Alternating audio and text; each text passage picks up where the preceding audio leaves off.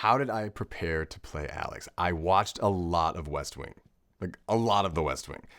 Mr. Smith Goes to Washington, Sullivan's Travels, Bringing Up Baby. It Happened One Night. A lot of old Hollywood comedies is what I watched, and I mean, the West Wing really puts you in the world, because we're here. We're in the White House right now. Alex has a really big character arc throughout the film. So he starts as a very immature, privileged, chip on his shoulder kind of kid who, is forced to grow up after this cake incident.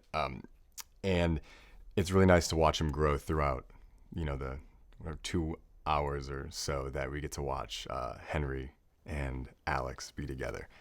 So he's gregarious. He's wants to be in politics. He wants to be his mom. He wants to be his dad. He just really wants to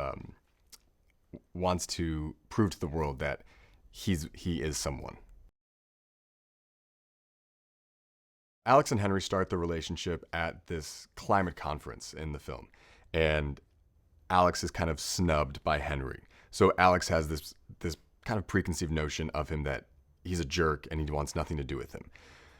Whereas Henry had just lost his father and you just didn't want to be in public. So Alex has kind of harbored this resentment toward him.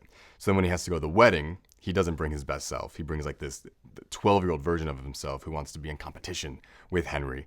The cake incident happens, and then he has a strict talking to by his father.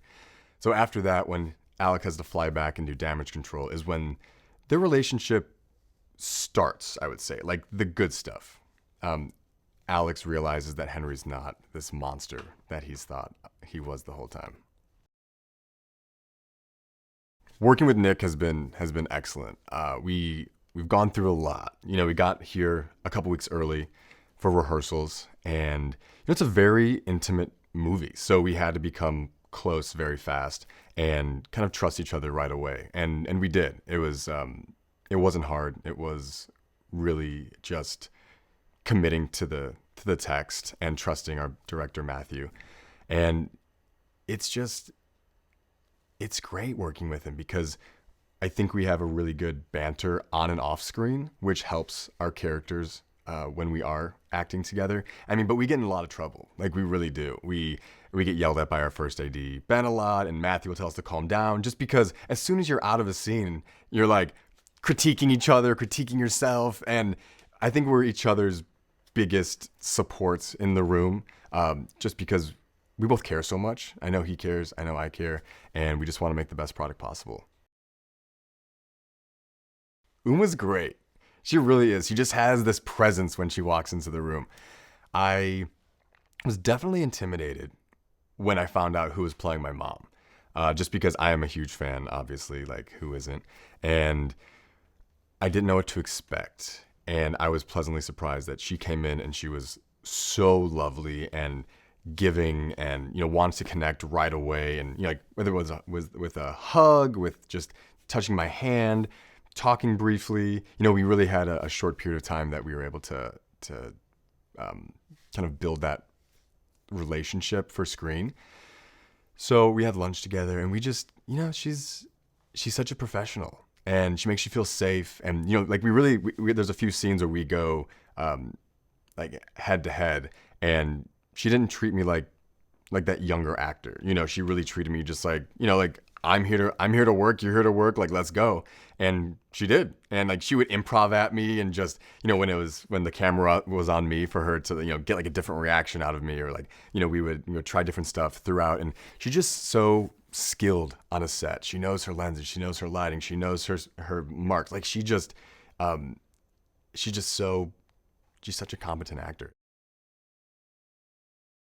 We were able to have a couple weeks of rehearsals, and he comes from the theater, and I come from the theater, so that's pretty, I understand it, and I love being able to try it different ways. And before you're on set and everyone's staring at you, and like, is this accurate, is this not accurate, are we in the given circumstances, are we overshooting? So it was a really trusting time, because he told us in the beginning, like, you are in control of your characters and your performance, and he's like, and I am in control of directing you. So it's like, I trust you, and let's always have a conversation if we need to about, something that's not vibing with you and how you think Alex is or how you think Henry is. So that was always kind of freeing to be able to have that conversation. This is an idealistic piece of cinema, and we're seeing two characters in positions of power who have parents who are even have the actual position of power, or in Henry's case, his grandfather. And when you see them accepting these young men as who they are, it's a beautiful thing. And,